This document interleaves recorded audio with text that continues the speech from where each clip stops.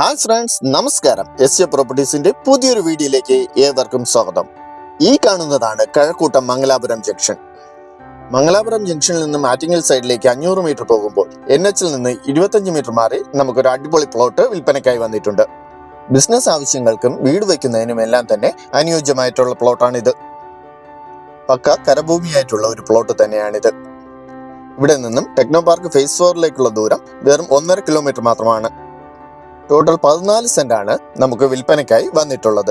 തൊട്ടടുത്തു തന്നെ ഒരു അപ്പാർട്ട്മെന്റിന്റെ വർക്കും നടക്കുന്നുണ്ട്.